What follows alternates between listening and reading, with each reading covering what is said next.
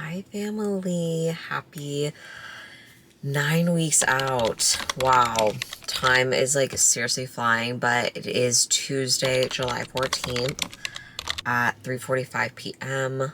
I am just about to go get this workout in. I'm running solo this week.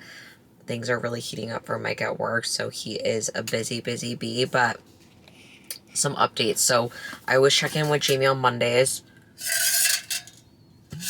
So she got back to me and we are continuing to drop the hammer. So cardio is increased. So last week I was at 4 times a week, 20 minutes. This week it's been increased to 6 times a week, 20 minutes. And then we reduced carbs and fats this week. So we're hoping for a little bit more of a weight drop. Last week I dropped about half a pound.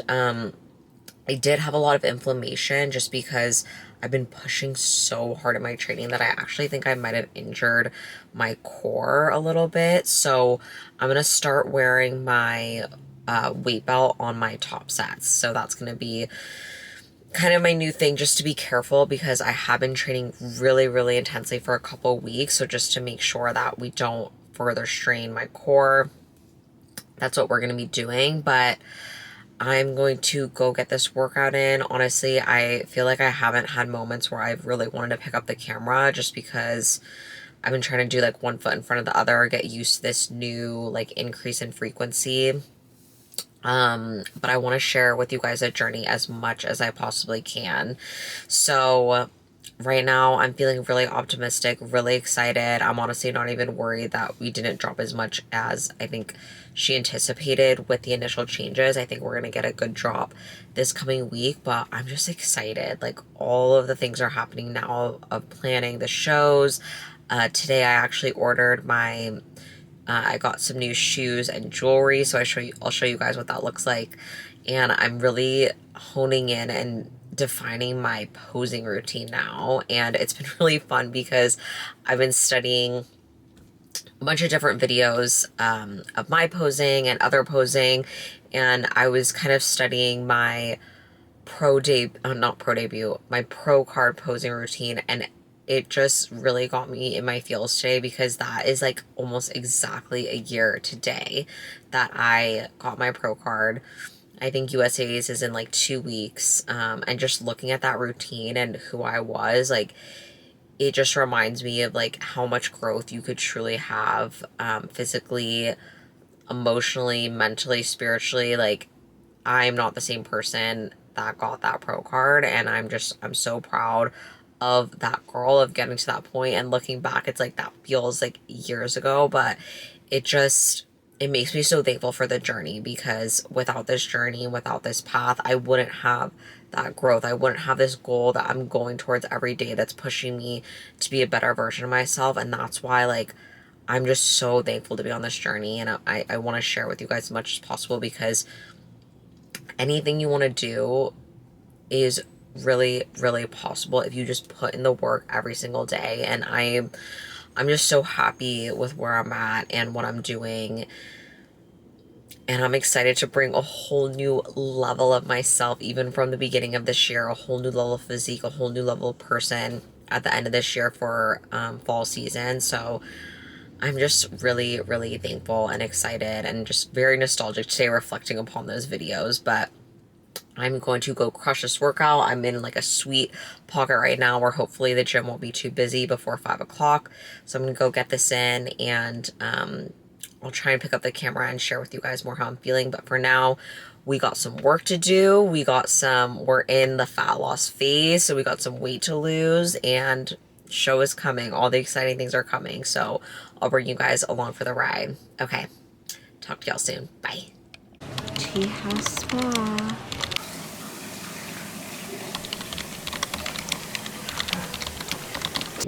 Let's go. Come. Hi, honey. Cody, where are we? Hi, fam. Okay, life update. It is Friday, July 17th. I am at this amazing beach. Michael and Cody are out there. We're here. It's actually my 5-year wedding anniversary, and we are officially 8 weeks out tomorrow. Oh my gosh. It's so exciting, but sorry I've been so MIA this week. I actually came down with a little bit of a cold. Mike got sick and gave it to me, unfortunately. But luckily it only lasted for about 24 hours and just on my rest day. Today I had a little bit of sinus stuff, but I was able to go to the gym.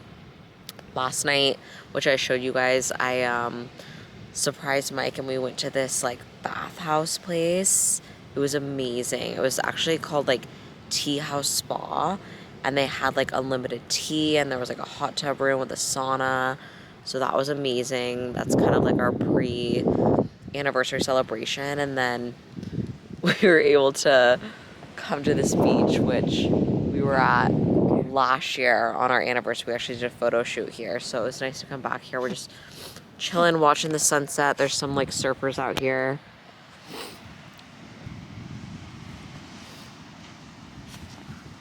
Happy 5 years. Happy 5 years. I'm as sick as a dog, so I'm not gonna kiss you.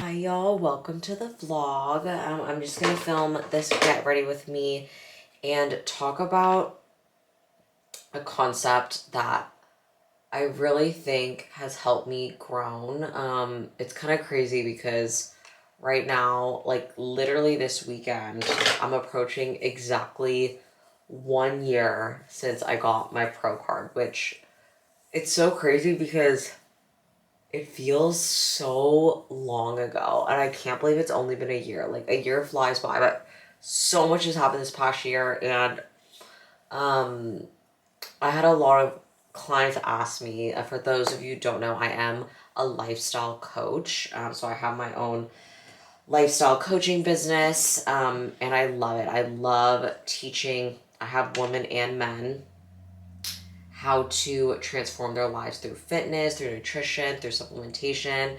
So a big concept that I'm constantly going over, especially once we nail down the basics, is progressive overload. So this concept, I think, is understood just in one manner, and I'm going to go over the exact definition of what progressive overload is, and then I'll kind of break it down on how I've used it to build muscle and how there are different ways to do it and how I've kind of done it throughout my journey. So let's just start off with the definition. So the definition of progressive overload is the gradual increase of physical stress placed on your body during exercise over time.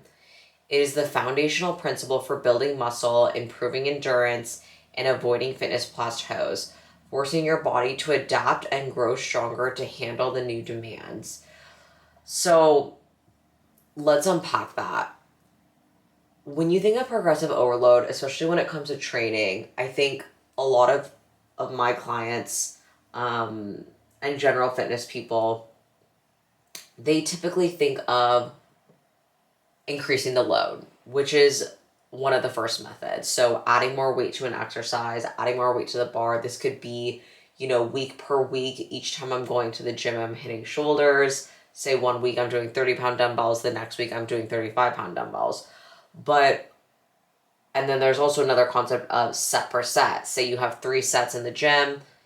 Each time you do a new set, for shoulders, I start out with 20s, then I go to 25s for the second set, then I go to 30-pound dumbbells for the last set. That's also another way to look at progressive overload. So that's one dimension of progressive overload that I think a lot of people understand, and a lot of people practice, especially as they're starting to build muscle. However, your body does have a physical limit of how much load you can load onto weight without compromising your joints, right? Like when you're in a building season and you're in a caloric surplus, you can push the weight up to a certain extent. So that's why I want to talk about some of these other methods outside of just increasing the load. So I think this is a great one to start.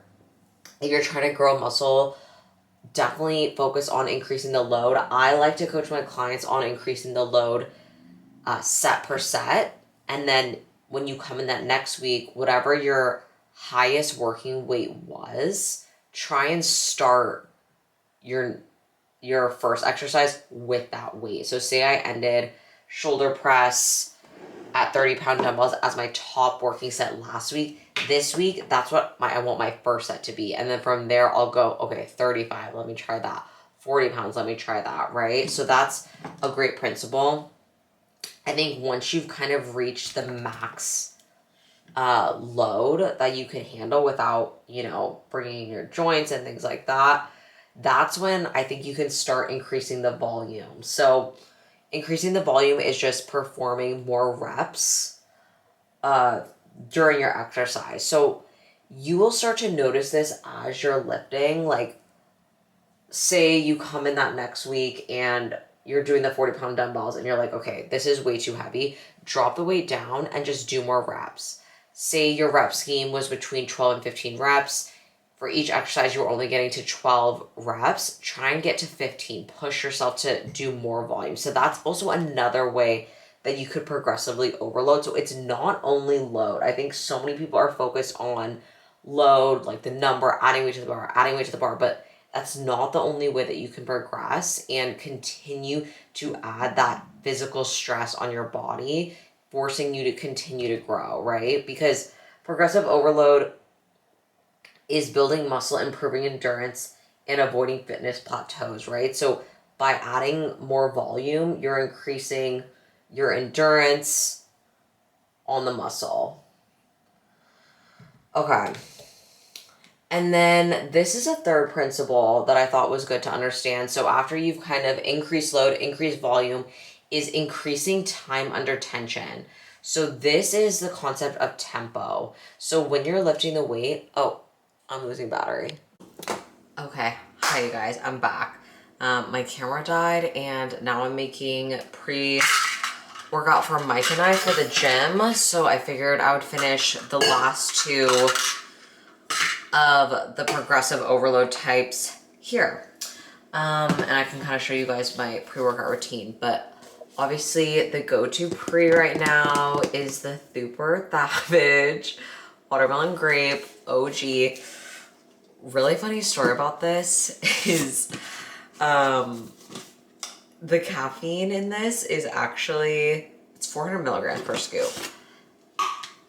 Right now I'm measuring out our supplements in grams, so I'm only doing half a scoop. So let's see, a scoop is 31.3 grams, and I weigh out 16 grams every day for Mike and I, so about half. And yesterday, Mike went to the gym fasted before work, and I don't think he remembered that I weigh out our supplements. And so he comes back to the gym before he leaves for work, and he's like, oh my gosh, I had the best lift ever. He was like, do you want to go on a walk right now? Because we usually go on a morning walk. And I was like, wow, you have a lot of energy. He was like, yeah. He was like, I took like the pre-workout. I felt amazing. And I was like, wait, how much pre-workout did you take? Because he doesn't like prepare the pre-workouts. Like when we go to the gym together, I always make our pre-workouts. He was like, a scoop? And I was like, Mike, you literally just had 400 milligrams of caffeine, ripped it like no food in your system. So yeah, he did say that he had a Rice Krispie treat, but yeah, he was like, that was the best workout I've ever done. I was like, yeah, I've not even had a full scoop of this thing, so it works, you guys. Like I've only been having 16 grams, so about half, so only like 200 milligrams of caffeine for a while now, and I'm telling you, like my body does not grow a tolerance to this stuff. Like it's really good. Use code Cindy to save. So yeah, I measure out 16 grams for the both of us. Okay, anyways, back to progressive overload. So I went over the first two options with you guys. So as you guys know, increasing load is the first one, the most common, the one that everyone thinks of when they think progressive overload. Then I also went over increasing volume. This is my EAAs, watermelon grape flavored. I just measure a scoop, so 13 grams. But there are two more that still count as progressive overload. So the third method is increasing time under tension. So slowing down your lifting tempo, making the muscles work longer. So the way that I implement this one is usually on the eccentric. So the lowering part of the motion is, and usually towards like the end of the rep scheme, I try and slow down the weight a lot. So say I'm on like my last rep and I'm like, I'm gonna fail after that one. I try and slow down the negative, the eccentric, the returning motion, the lowering, as much as I can to get that like burnout of the muscle, increase time under tension. So that's the way that I implement that one. And then the final one is decreasing rest time. So how much like rest periods are you guys doing between sets? I think that's something to keep note of. I try and do 45 to 60 seconds between each set. But that's also a way you guys could progressively overload, like, is decreasing the rest periods.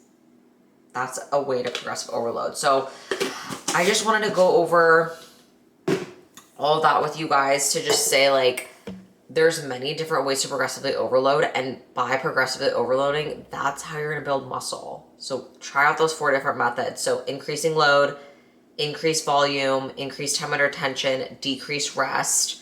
Let me see if I have any other notes. Yeah, I think the main thing is like people just think that increasing load is the only way that you could progressively overload. So I just wanted to go over these other ones with you guys. When food's high in the off season, I typically focus on increasing the load as much as possible with good form. Then if my body's fatigued, like right now I'm in like a cutting phase, I focus on increasing volume. And then also when I'm in a fat loss phase, I focus on increasing time under tension, slowing down the eccentric, lengthening the portion of that lift, and then decreasing rest. I also add in depending how I'm feeling, but to be honest with you, like I usually need my rest periods, so I try and keep it within 60 seconds. But hope you guys learned something from this. I'm gonna end this vlog here, and I will see you guys next week. Bye guys.